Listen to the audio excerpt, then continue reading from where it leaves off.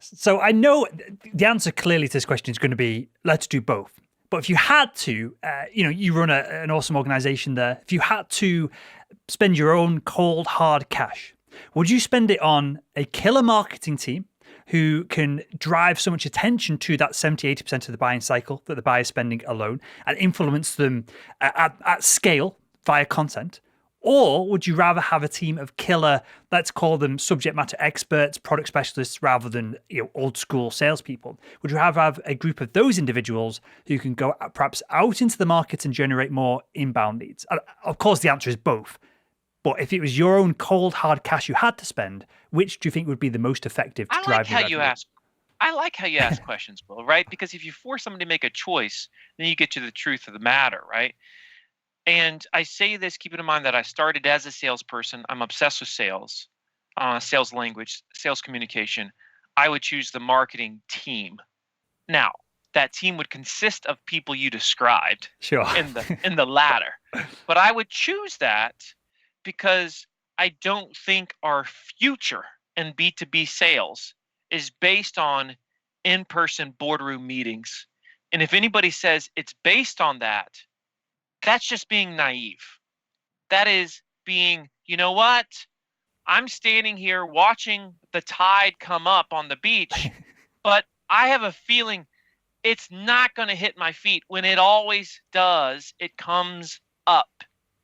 It comes up. It's what it does. It's the tide, right? And so it's the same thing in this case. We see a rising tide.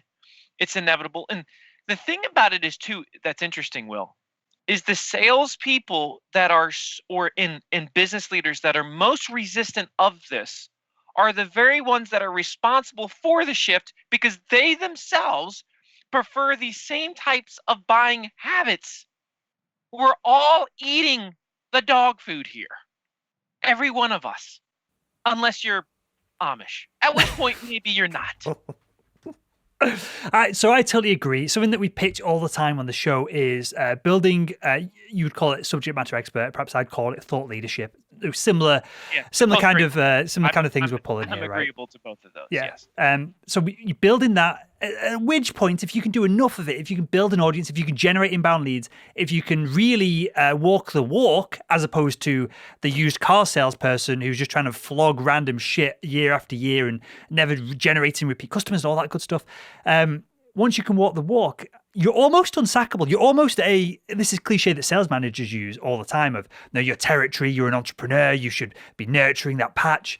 That generally becomes real at that point because people come to you because they want to buy from you specifically, as opposed to they want to buy from the organization or product agnostic. As products become more and more ubiquitous and features, and especially when we talk about software products, perhaps most CRMs will do similar things to other CRMs. You become doubly indispensable, right? Mm-hmm. So you're indispensable to the customer because you are that thought leader, that subject matter expert who's not afraid to tell them they're off track or not afraid to give them your opinions, that very challenger-like, right? At the same time, you're indispensable to the company that you're representing because your brand is so strong that you're building their brand in the process, and it becomes a 1 + 1 = 3, right? And so if a salesperson today can become doubly indispensable, that is a beautiful place to be. But I would argue you cannot do that unless you really are leaning, to your point, into that thought leadership role. I mean, you've got to be willing to put your stake in the ground, start to be a teacher of the marketplace, leverage some of that virtual that we all are so familiar with at this point.